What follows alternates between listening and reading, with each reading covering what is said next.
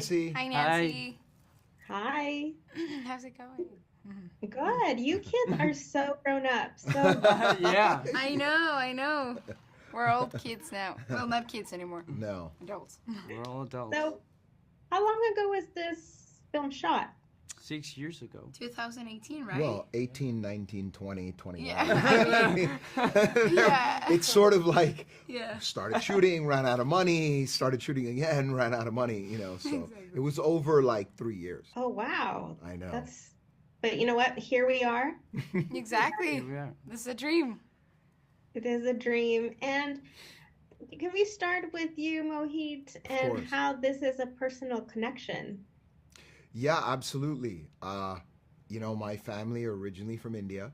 I was born in India, and they're from a little province called Sindh, which now is Pakistan, and they were kicked out of their homes. And my grandfather on my father's side, was a public defender, so they weren't well-to-do. And when he was a 7-year-old boy in 1947, he had to work, and so did his brothers. And they worked in sweatshop-like conditions in order to try and get out of poverty. So it was something that I knew about, and I had actually originally written a story about a kid from that part of the world, sold to a brick factory. And over time, I started hearing stories that it was happening in America, and that shocked me.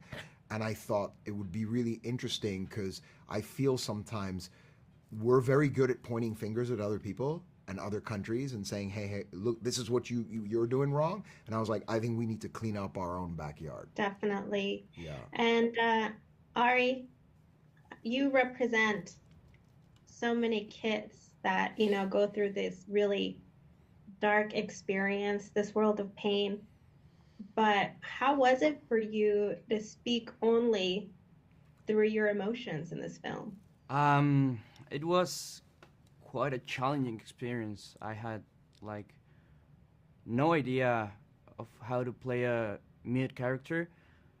I've been acting since I was 6, but only in short films, so I never had a big character who was kind of different to all the others.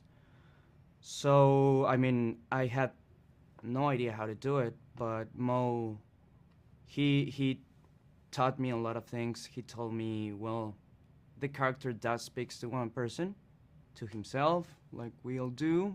We all think. So we wrote a monologue of Jesus's thoughts all throughout the story. And also, when I couldn't do it, Mo wouldn't care about the sound guys, and he would just tell me while shooting, imagine this is happening in front of you, and we would just real life experiences of real people that I love and that I know, to substitute what's happening in front of me and react to that. So I would say most of what I know now as an actor is thanks to this role, and thanks to Mo, because he taught me a lot of things while shooting. Well, Mo, thank you for giving this opportunity to this Yes. charismatic boy. Absolutely. No, I'm sorry, no longer boy. No. To this grown-up He's man. 20 years old now. 20, He's 20 yeah. years old.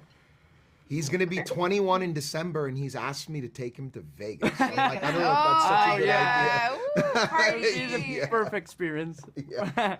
Party time there. Yeah. Yes.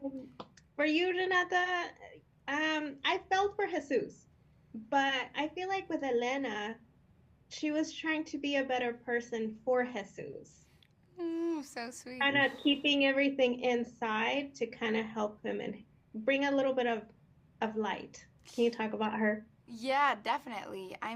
Yes, I think Elena, it's like you can feel warm when you see her on screen with him. The connection they two have, it's amazing. And I also feel that these two characters were needing each other in a way, even if they didn't know. When they saw each other, they were like, okay, I need you, and I need this like love you bring me. And I think it's funny. The other day I was talking. I think it was your brother, but we were talking about how Elena, it's her friend, but she kind of takes the mother role. I don't know, but like in a way, like she really takes care of him in a way. Yeah, that happens, right? No, I'm only laughing because that's her way of saying don't flirt with me. Ari. I'm your mother. Don't flirt with me. No, but she really takes care for Jesus, and yeah, they love each other. But I really love Elena, and I think she's an amazing character, and thank you so much for writing her. Absolutely. Mohit, what was the reason for the title change? Because I originally it was named Bonded. You're right. And what happened was I wasn't getting, I mean, this is kind of an interesting story. I'll make it as short as possible. I was having a really hard time getting people to watch the movie. Like no one wanted to watch. I finished the movie. No one wanted to watch it. And it was because they would hear a mute boy from Mexico is sold to a sweatshop. No monsters, no superheroes, no movie stars. Not interested. It was impossible. And I went months. I was really depressed. I was at yoga one day, and I was in the locker room, and this older gentleman comes out of the shower completely naked, and he looks at me, and he says, "Hey, kid, can you get me a towel?" And I don't know why I said it. I was like, "Yes, I can, but I need you to watch my movie." And he was standing there like, and he was like, "Who are you?" And I'm like, "I will get you a towel, but you need to watch my movie." So so his name is Michael Phillips, and he won an Academy Award for producing The Sting. He produced Taxi Driver. He produced Close Encounters of the Third Kind. He brought Guillermo del Toro to America and produced Mimic. And I sort of pressured him, and he watched the movie. A few days later, he's one of the executive producers now on the film, and he's a mentor of mine. And he absolutely was so affected by it. And he came back to me, and he didn't try and bully me and tell me I should change this or that. He said, "I'm going to give you one piece of advice. Your title, Bonded, is leaning into what people in Hollywood and the media and the 1%ers of the world are going to turn away from. And they're the gatekeepers. So you want to give them some hope. You want to make them feel like this movie can lift you up." And I was like, "I don't have another idea for a title." And he was like, "Well, what about Dreamer?" So we then called it Dreamer, and we found that because the kids are Dreamer, that became politically divisive, which was weird for me, but we then changed it again from Dreamer to City of Dreams. So you knew who he was when you said... Oh yeah, totally. And he said that. He goes, "So you've been coming to yoga for 8 years and saying hello to me?"